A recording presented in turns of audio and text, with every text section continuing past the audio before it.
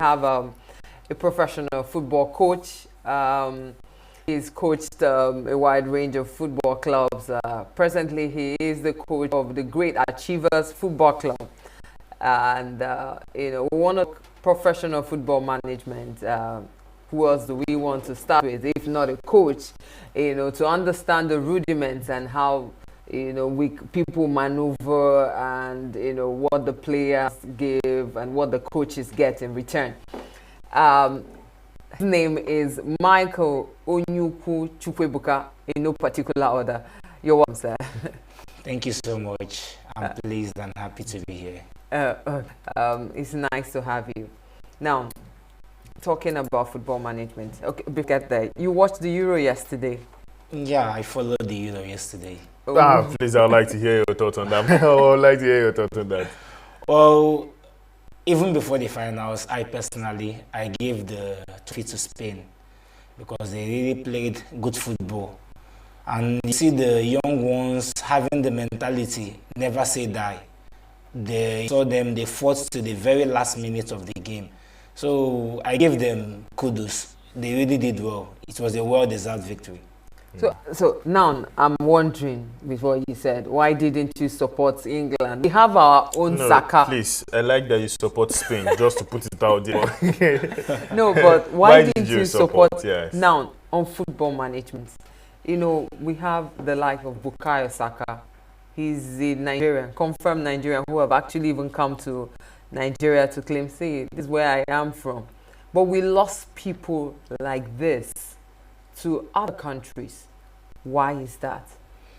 Well, I will start by saying our system here does not favor most players. Football at this and amateur level are really suffering over here in Nigeria. So that's one of the reasons why I personally don't blame them for choosing other nations ahead of their mother nation, that's Nigeria. So the football at the grassroots and the amateur level are suffering. Okay, so as a coach, you've been coaching for how long now?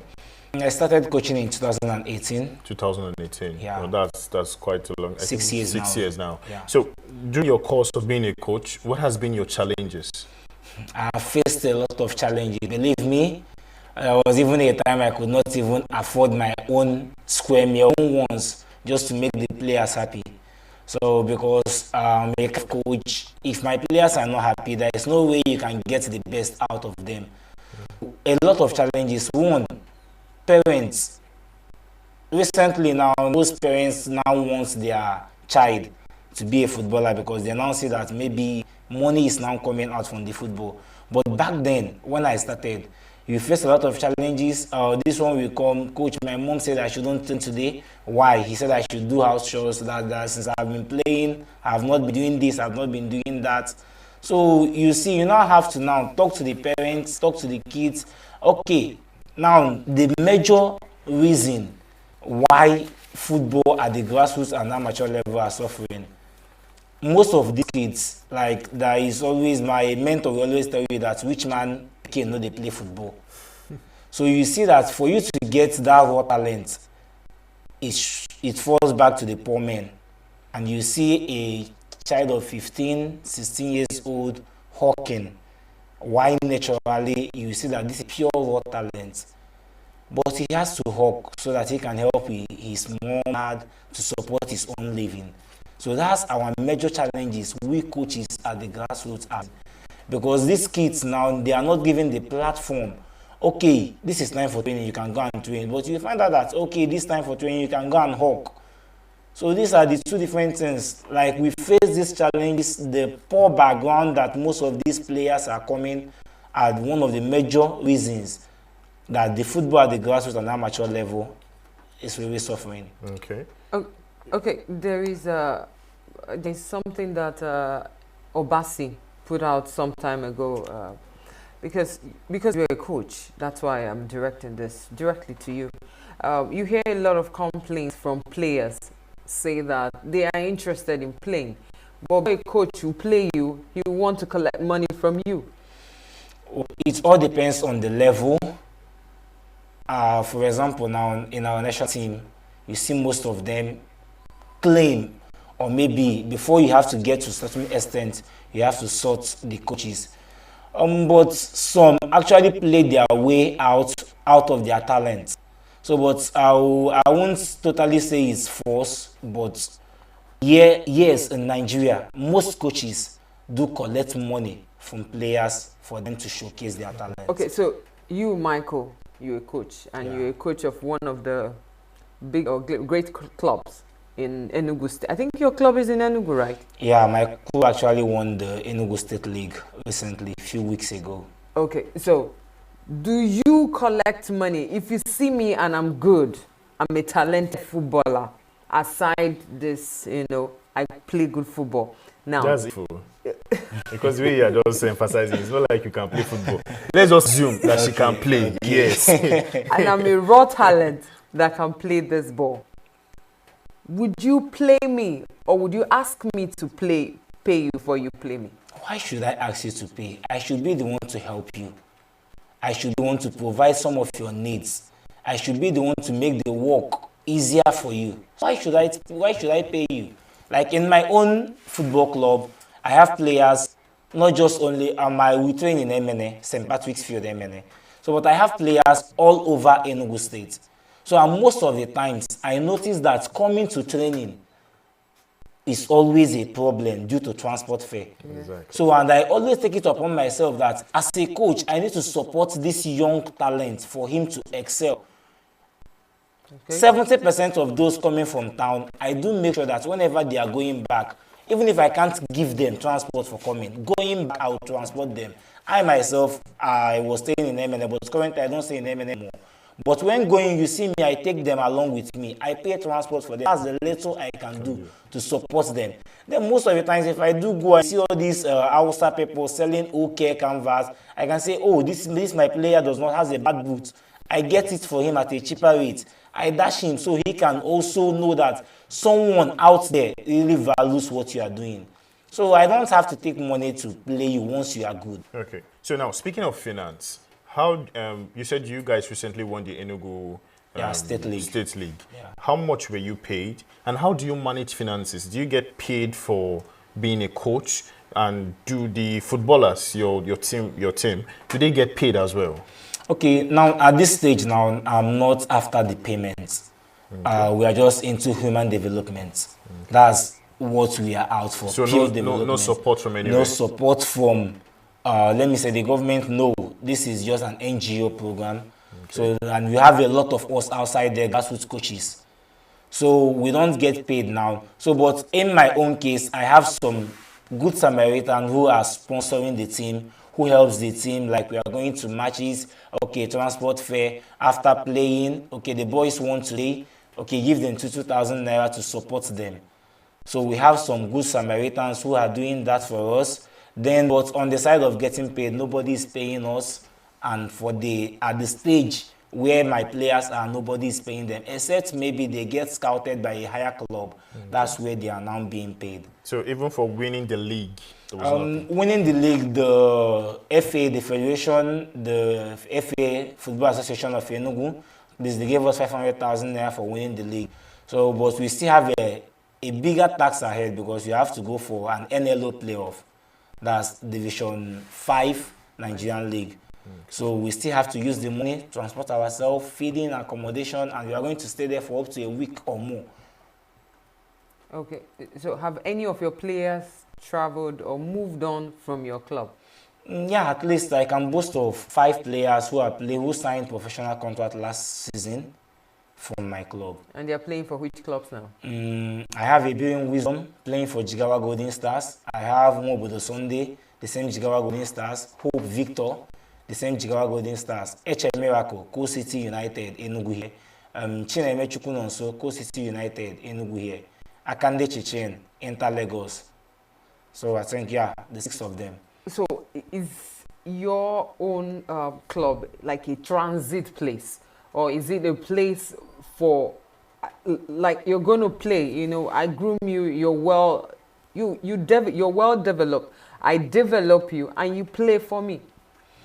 My team is, let me say, developmental program. So we develop them for a higher division team to come and pick them. So for example now, like you play again like Enugu Rangers, Enyimba of Aba.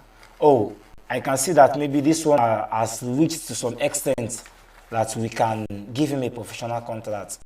So that's what we are in for. So we do call it academy.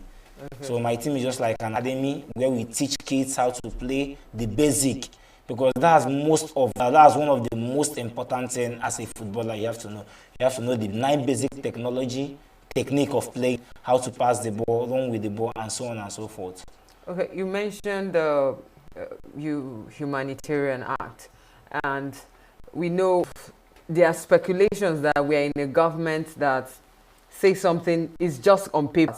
Some amount of money is released, they did this, they bought boots, it's just on paper. You mentioned also that you bought boots for some players. Now, are there records to prove that you did this, or is it you come blow your trumpet? There are a lot of records. One, the players can actually speak for me anytime, any day. So I'm just doing it out of love. This is what I love doing. So I don't have any paper contract with most of these boys, except maybe parental consent that, okay, I'm aware that my son is being trained with you in case of anything in the future. What do you do when you have a misunderstanding with a player? Misunderstanding in what aspect? Like you don't agree on it. Maybe he did something. How do you manage? How do you manage? Your team? Okay, there are a lot of ways to manage this boy, because teenagers are very, very hard. Okay. So permit me. What's the oldest in your team? U23. I have from U10 to U23. Wow. I trained under 10, under 13, under 15, under 17, and then under 23. Separately? Yeah. Okay. That's amazing. So, go on. Okay, so one, it's all depends at what stage and the kind of discipline you have to give to most times. Like maybe a child who stole someone's money, you won't give him the same punishment you give to someone who to training late. So these are 2 different things. So when we actually went for it, they taught us one thing as a coach: you should know how to rationalize things and make everyone equal.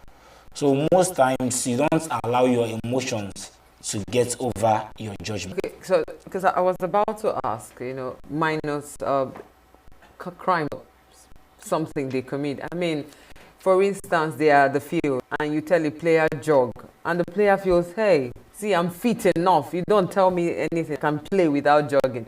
How do you handle that? Well, sometimes we joke about it. Then I have to tell you how important it is to play and to jog, just like you just mentioned jogging now. So maybe my own program for that day is we have to do this 10 times jogging before we play. So maybe you may be feeling that you are fit enough. Then I have to tell you that this is my own way. So you have to do this, because over there in Europe, everybody playing at this stage hopes to play at the professional level. So you now have to tell him the reason why you should be coachable. Because most times as a player, if you are not coachable, it will be hard for you to excel at the professional level. So you have to tell him, see, you have to do this so that over there it won't be difficult for you to do it there. So that's Okay, we have a guest on Zoom, Yaku Sama. He is a senior special advisor to the governor of the state on sports and other matters, and also he's a man, one of the board members of NNL, Nigeria National League. Good morning. Good morning, sir. Having me. Good morning. Hear me, sir. Can you hear me? Hear you. Can you hear me? Okay, I can hear you now. Can you hear me? Yes, I can hear you. Great. Thank you so much for joining us. We're talking professional football management, how it can be harnessed in our country, Nigeria. And, we started with the Euro, with the fact that we have our own Bukayo Saka playing for England. What went wrong?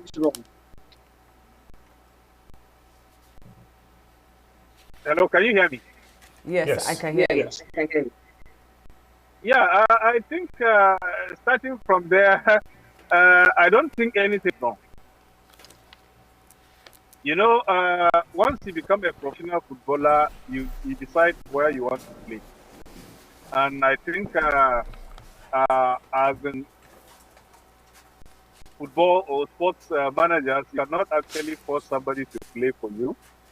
Uh, for people like Bukayo Sakayo, Eze, Olise, and the likes, they have the opportunity and privilege that if they want to play for Nigeria, they will play for Nigeria. But if they choose to play for other countries, it is also their own choice.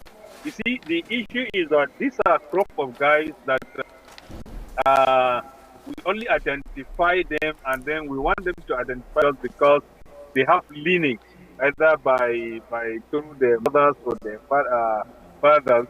And so we felt they are Nigerians, they should play for us. But apart from that, when you take away that, you discover that they have nothing to do with Nigeria. In fact, they have not been here, they have not played here, they don't know anybody here.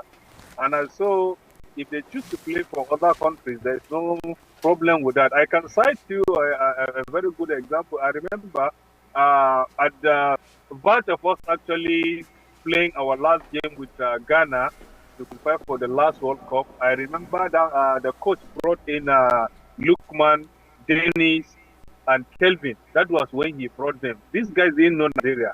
They don't even know. They don't know anything about.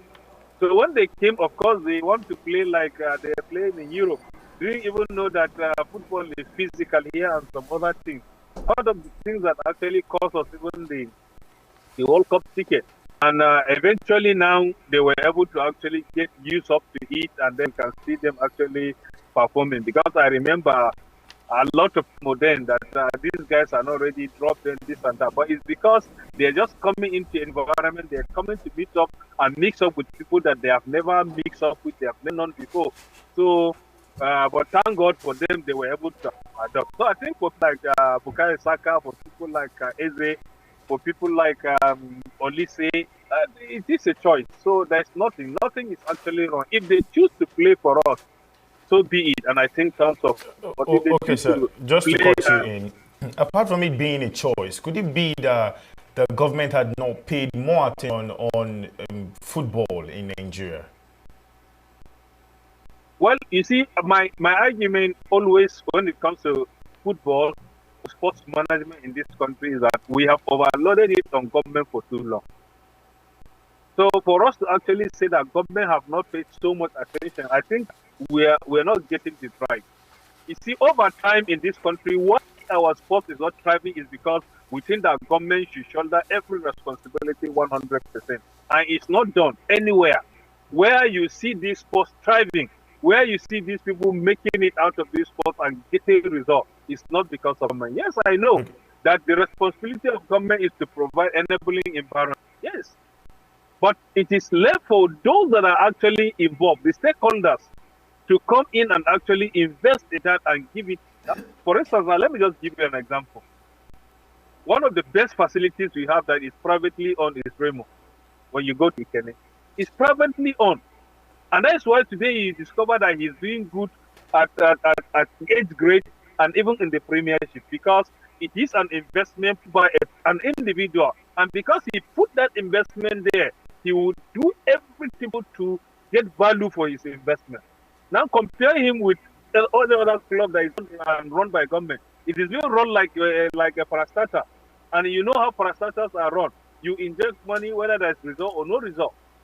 So I think it's not about whether government is actually involved or not.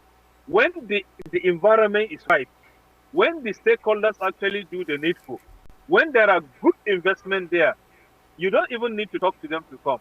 Most of them will just naturally find their way coming back. Okay, sir. To just make sure that we get our viewers understand, what are the roles of the stakeholders? What are the roles of the government to sports development? Let's highlight both of them differently so that we understand. Yes, in my own view, when we talk, the government is the role of the government is to provide the enabling environment. Now, when I talk about the enabling environment, there are some infrastructure that even as an investor, if you want to put it there as a holder, You need government to actually come in so that they can give you either tax vacation or some other subsidies like that, so that you should be able to actually get the facilities on ground. Because this is a responsibility that has to do with government, because the government policies and other things that actually have to support the stakeholders and the investors in the sports sector. So this is government. It has to do with policy and some other things that will actually help the investor to get his money and then get value for his money. And when we come to the stakeholders, of course, when you look at the stakeholders, these are people that are actually knows the value that is attached to this sport. These are the people that are benefiting from this sport. So, in as much as they are the people that are actually benefiting and the people that actually want to invest there, it is our responsibility or the responsibility of the stakeholders to put in the investment and then to put the right investment. What are we talking about the right investment? I just thought of the tail end of your discussion the last the guest in the studio. He's talking about the players he have in certain Lagos, in Jigawa and some other. That is investment. He's investing in this youth. And then by the end of the day, he's expecting value, he's expecting return. Because by the time they were able to actually become professionals and he's able to actually have one good deal, he should be able to actually recoup all the investment he has put on them. And then he would have created job for them, he would have created wealth for them and the family and even revenue for the government. So I think the stakeholders need to actually put in their resources and to put the resources at the right place. Actually, in infrastructural development, in human capital development of the players, the coaches, and even the referees. Because this is where we're getting it wrong, that nobody wants to actually do it. Once you get the facility and the players are not there, you have done nothing. When you get the players and the facility is not there, you are not going anywhere. When you get the players and you get the facility and then the coaches and the referees are not developed, still we are back to square one. Okay, sir. Thank you very much. In the studio here, we have a coach of a local team here, and we would like to connect his own point of view with your own point of view. You saying that it's not just the role of the government to make sure that sport is being developed in our country.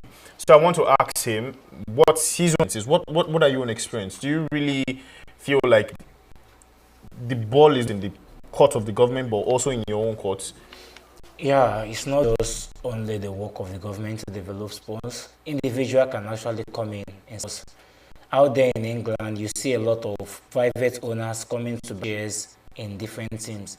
So if all these big men in Nigeria can actually come down and help us, mostly in the grassroots level, to develop these boys, I believe football in Nigeria will go more far.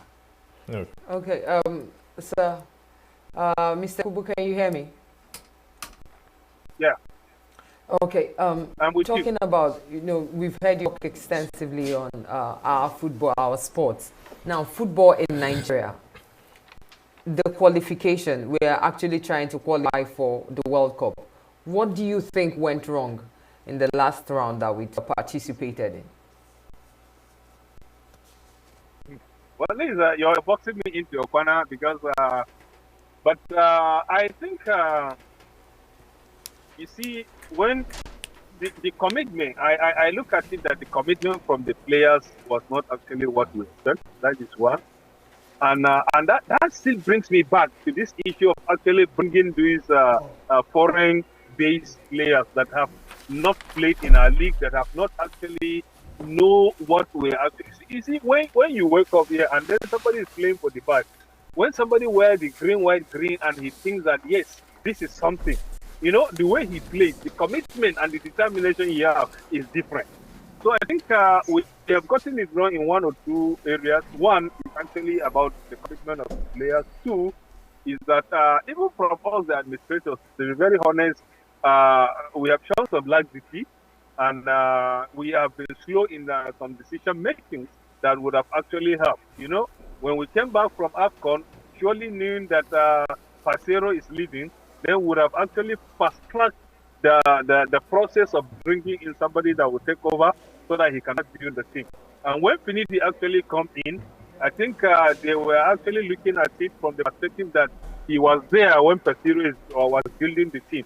So maybe he can continue there. But unfortunately, that didn't work. So I think it has to do with our commitment from the administrators even to the players. The major stakeholders, I think we have got it wrong somehow, but we're still on course. I still believe we're going to qualify. Okay, so how do the complexities of football management affect the development of young Nigerian football talent? Yeah, the issue is that for me, about 80 to 85% of the people that actually call themselves sports managers are not sports managers.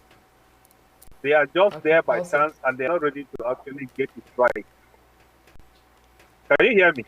Yes, I Yes, can sir, we hear can you. hear you. Yes, majority of people that find themselves managing sports are not actually there. They just are opportunity to just be there, but they don't have what it takes to actually manage sport. Sport management is very, very difficult and is something that is unique. But most of the people that find themselves as sports managers, and particularly football managers, are just there by chance. They just have the opportunity to be there, and that is why they are messing up the world and the entire thing. Most of them think that it's just about you just picking a boy from anywhere and just by hook or by crook putting him somewhere to just get money and you know. So that is why we're getting it wrong when it comes to the development from the grassroots. Very few of them actually have this program that they intensively actually follow so as to develop the boys from the grassroots and then raising them up through their ranks and then becoming what they become. Now, when you talk about it is the same managers that falsify age, you know, simply because the boys must get club, the boys must play. It is the same managers that will actually cut corners, pay bribe here and there because the boy must be so easy. So when we want to develop it from grassroots, then we should do it holistically, taking the child as he is, and then giving him the best. And that cannot be possible until we develop the youth coaches. You know, one of the areas we have problem is even the youth coaches. We don't have youth coaches. Most of these people are people that will just come and stop at the touch line and they rent all manners of abuse to these boys, thinking that that is how they will raise them. And they just divide them and they will be running after the ball without actually telling them the nitty gritty of what it entails actually to be a sportsman or to be a footballer. So I think these are some problems. But if those things can be addressed, the very few that are actually serious can also have a kind of a program. And I think that is one of the challenges we're having with the technical department. And I remember we discussed it not long ago with the director technical of NFL that they are going to put a robust kind of a program. And I think I think they are about to launch it this year also, where from the grassroots, from the local level, going up, these boys can be developed.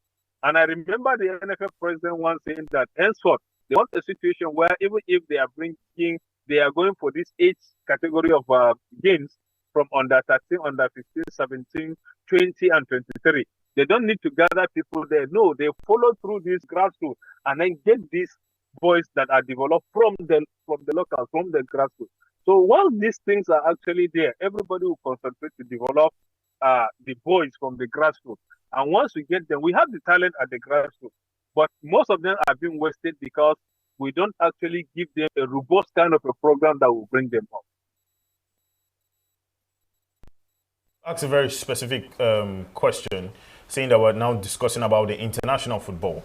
Now, beyond the clubs, Yeah. what border issues are affecting the overall management of professional football in our country? Thank you for this question. This has been a worrisome question. This has been an issue.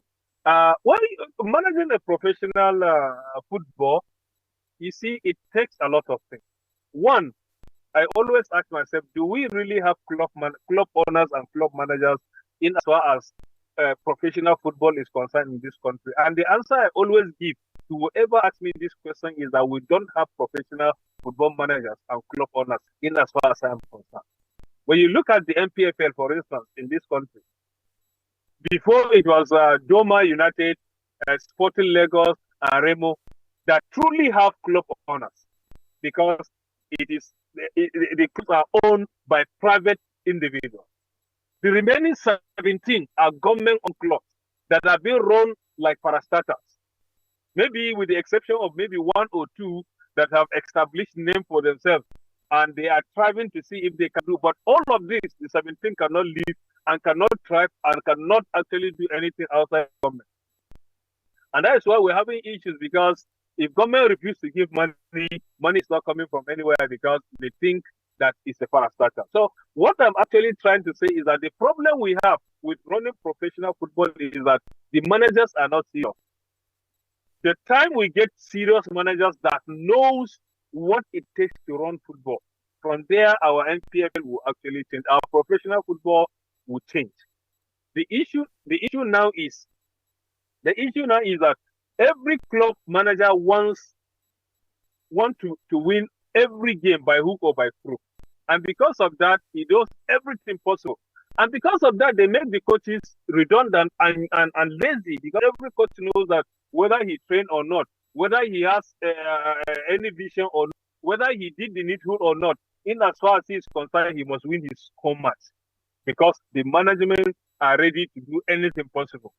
And then the referees are boxed into the corner. When you come to a match and then somebody loses at home, you become the scapegoat. So I think a lot of things need to be done, but for us to start and get it right, we have to start with the club, with the people that are running the club, the club managers, or the club. They call themselves club owners, but I don't know that the club managers, because they don't own the club. So that is where we start. Once we get it right at their own level, then we come back to the issue of the coaches, from the coaches to the referees, then to the players, because these are the major stakeholders that form the nucleus of the professional football. Then when we deal with this one, then next thing is to deal with the league managers, because the league managers too have their own limitations, have some of the things that they need to sit up on them, so that we can have it real like a professional. Okay, so what are some potential solutions and best practices that can be implemented to improve the management of professional football in Nigeria? You know, I also would like to link it with Finidi George. However, before we get there, what are some potential solutions and best practices that can be implemented to improve the management of professional football in Nigeria? Yeah, I think, like I started saying, you need to get the boys to understand that they are professionals. That is number one. And when somebody is professional and he understands that he's playing professional football, he plays like a professional. That is number one. Two, the managers should know that this thing is not just being played like it is. It's not just a leisure kind of a thing. Once somebody is playing professional football, then you should take him as a professional football. That is his vacation. As such, you should treat him as such. But in most cases, you discover that we don't treat these players as if they are professionals. You know, the clubs are just run anyhow, and even the league managers are also not actually enforcing some of these things, some of these rules that will make the league look like a professional league. So put together, I think the major thing that needs to be done is that let everybody actually understand why he is actually there. The managers of the league, the managers of the club, the coaches in the club, the players. We need to up it up in a situation where everybody will understand what does it take to be a professional player, what does it take to be a professional club manager, what does it take to actually be a professional sports manager. So once we put these things together, I think maybe we'll start getting it right. The football organization in Nigeria. The issue with Finidi George. First, I want to ask, does Nigeria have a coach? I mean, Super Eagles. Do we have a coach? Secondly, we heard Finidi George is signed in with Rivers United, their coach, as their primary coach. So how does all these stands make the Super Eagles stable? Is Super Eagles stabilized? No, I think the Finidi signing with Rivers United has nothing to do with the Super Eagles. As Rivers United is a team of its own, one of the teams playing in the NPFL, and Super Eagles is a team that brings about everybody that is a professional that actually has the pedigree to wear the national color. So I think Finidi signing with Rivers has nothing to do with the fate of the Super Eagles. Thank God, not long ago, about 2, 3 days ago, the NFF president was actually saying whoever is now going to be signed as the Super Eagles coach will also take care of the home Eagles. So if the person is going to take care of the home Eagles, he has the responsibility of monitoring the league, monitoring the players, and inviting those that are actually good. So I don't think that has anything to do with the Super Eagles thing. The issue is that Finidi was there. He put his best. His best was not good for Nigerians, and then he resigned, and then he took over. And I think he will be better off with club football than national team coach. Follow up on what we were saying. So, the question: does Super Eagle have a coach presently? Presently, the Super Eagles don't have a coach, and I think the technical committee, the technical department, and the NFF executive committee are working around the clock in connection with the Federal Ministry of Sport to make sure that in the next few days, in due course, we have a technical advisor, we have a coach, because we are planning. I know we have the program. Everybody knows that CAF has a program. The pictures for the draws for AFCON qualifier is out, and we have remaining matches for World Cup qualifier. So I think it's about time that they do that, and I know they are working towards. You're a pro in this. Weighing in on Amunike, it seemed like he seemed to be the choice of the people. Some other people prefer Finidi.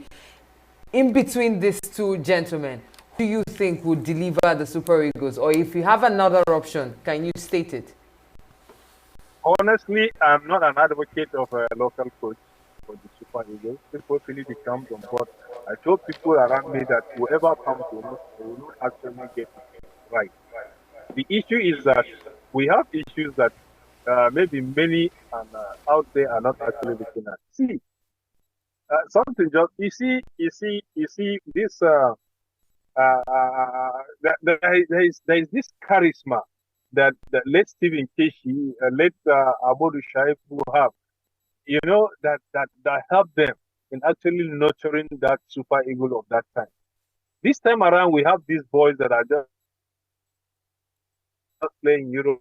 They are actually swimming in money, so they don't, they don't have the discipline. It's even not what it used to be. So for the Super Eagles, this somebody that actually has that charisma, has that capacity. I don't know how to really put it. So even when they were actually clamoring for Omunike, Finidi, I said whoever comes, whether Omunike or Finidi, likely you will not succeed. And it turns out to be so. So the same thing that happens with Finidi.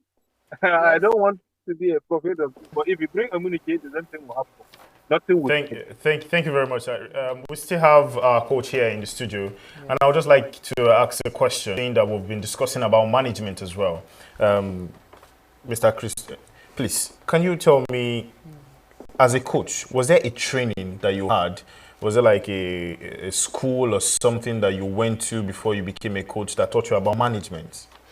Yeah, everybody has to pass through that process. Like I have, I think 3 or 4 certificates now that qualifies me as a coach. So, and I'm still striving to get more. So it's a process. Although when I actually started, I was not trained up to some extent. Then I now have to tell myself, you need something that will back you up. Not just watching football, knowing the game, but you need something that will back you up. And when I went for my first coaching clinic course, I have the urge to go for more. So, and because if God is helping me, I'm still going to get more and get there. Okay, so please, to just follow, I want to know, what are the names of the school you went to? Like, if I become a coach now, what are those schools? Okay, you have to first of all go to National Institution of Sports, Lagos, that's NIS. You have to get your basic. After getting your basic, you further with your advanced. Then from advanced, we have diploma 1, I think diploma 2 in sports. Then you now have to go to CAF C, CAF B, CAF A, then UEFA. I think UEFA management is the highest. Okay, so on We had Mr. Salma. He talked about discipline for players. Now, beyond players being disciplined, do you think coaches also need to be disciplined? Yeah, coaches need to be disciplined because your mood, your attitude is just what your players are going to be reciprocating. So, like if you're a coach, if you're a violent coach, believe me, it's very, very difficult to train a player who won't be violent. Okay, now, as a coach, I want to believe that you have a team working with you. Yeah. Yeah, so can you please educate us about team and what they do? Because I don't believe that the coach should handle everything. No, it's Yes. not like going further in Europe. You see them; they have what we call a division of labor. Most times, we Nigerians we bring a lot of things on a lot of load on our head. So like even in Europe, you see like most of the times there was a player I was managing who played on me. So at the time he was a player who I know he's always cheerful, and whenever he's cheerful he delivers. So but to some extent, few weeks before we went for a competition, his mood was not really bright.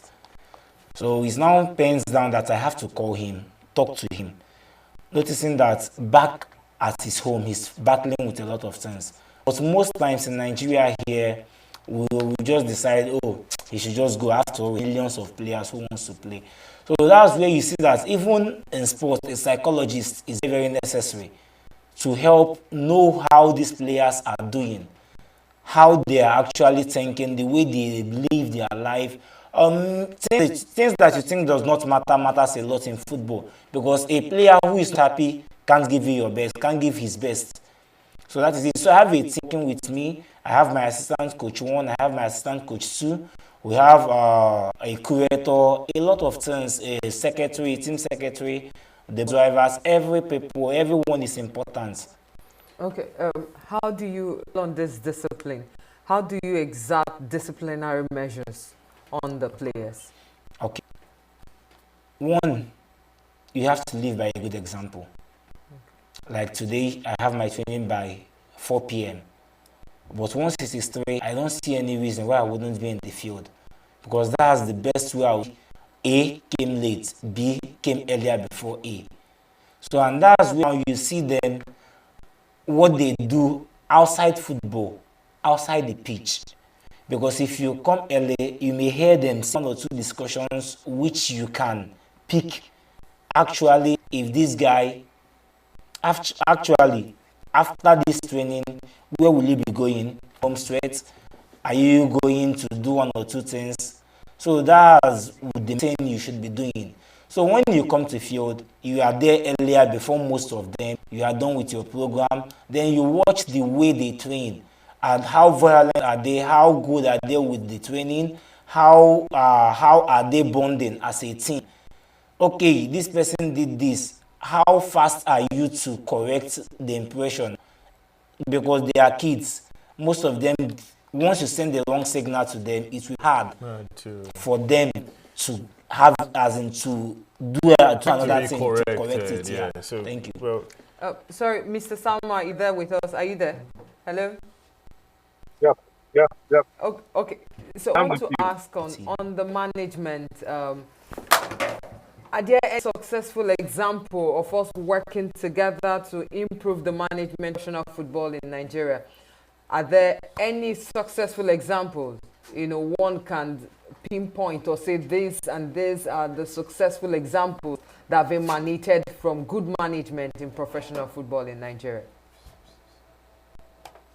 Yeah, I think when I started, I even cited an example with Remo.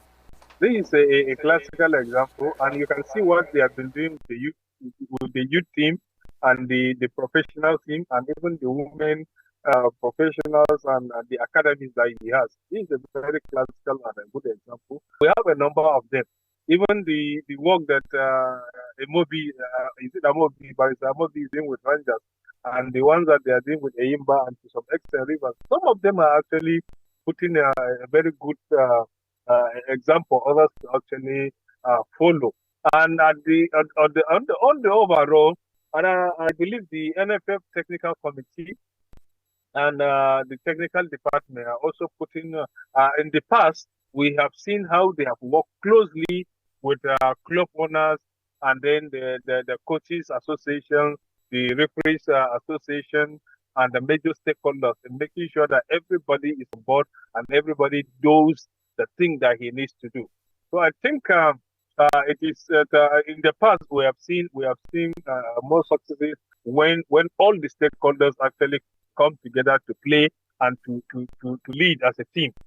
But where we have individuals, actually everybody doing it on his own, uh, that is where we have the issues, and that is where we have problems because it's a teamwork. Just like the coach is trying to say, there's no way you come to the field and tell your curator that he's useless.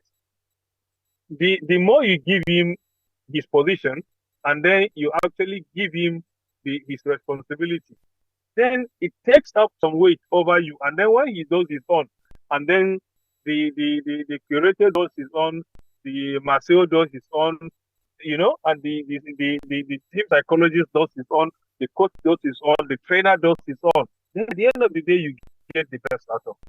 That is why in the club you have a team manager, you have the welfare officer, you have the media officer, you have all these guys because it's expected that everybody has a responsibility, everybody has a role. Where you put them together as a team and everybody is actually doing the needful, Thank you. then eventually Hello. Thank you you. get there. Hello, Mr. Yakubu Salma. We thank you so much. We really appreciate. In fact, we can't get enough. We're still on this matter until it's solved. We appreciate your input in this matter. Thank you so much, Mr. Yakubu Salma. That's a member board of NNL board member and also senior special advisor to the governor of Gombe State on sports.